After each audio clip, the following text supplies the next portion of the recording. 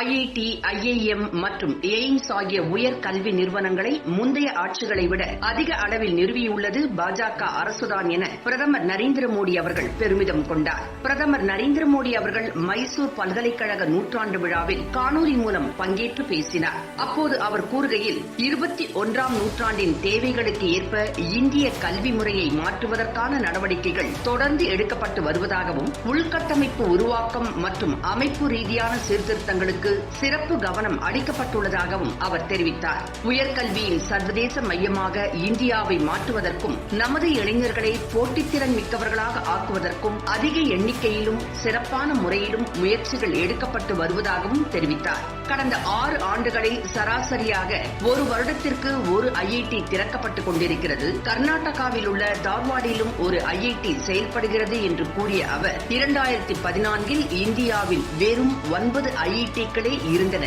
அதைத் தொடர்ந்து பாஜக ஆட்சிக்கு வந்த 5 வருடங்களில் 16 ஐஐடிகள் உருவாக்கப்பட்டுள்ளன என்று கூறினார். அதற்கு முன்பு இந்தியாவில் வெறும் 13 ஐஐஎம்களே இருந்தன.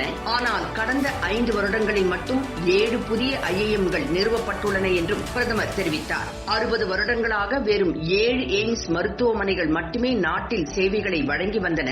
2014க்கு பிறகு 8 எய்ம்ஸ் மருத்துவமனைகள் புதிதாக நிறுவப்பட்டு வருகின்றன. அவற்றில் சில பணிகள் முடிக்கப்பட்டு செயல்பட்டு வருகின்றன என்றும் அவர் கூறினார். கடந்த 5-6 வருடங்களில் உயர்கல்வித்துறையில் எடுக்கப்பட்டு வரும் முயற்சிகள் புதிய கல்வி நிறுவனங்களை நிறுவுவது தொடர்பானது மட்டுமே அல்ல என்றும், இந்த நிறுவனங்களில் பாலின மற்றும் சமூக பங்கு பெறுதலுக்கான சீர்திருத்தங்களும் செய்யப்பட்டுள்ளன என்றும் கூறினார். இத்தகைய நிறுவனங்களுக்கு அதிக தன்னாட்சி வழங்கப்பட்டு வருகிறது என்றார். முதல் ஐஐஎம் சட்டம் நாடு முழுவதிலும் உள்ள ஐஐஎம்களுக்கு அதிக உரிமைகளை வழங்கியுள்ளது என்று அவர் கூறினார். மருத்துவ கல்வியில் அதிக வெளிப்படைத்தன்மையை கொண்டுவர தேசிய மருத்துவ ஆணையம் உருவாக்கப்பட்டுள்ளது. ஹோமியோபதி மற்றும் இதர இந்திய மருத்துவ முறைகளில் சீர்திருத்தங்களை கொண்டுவர 2 புதிய சட்டங்கள் இயற்றப்பட்டுள்ளன.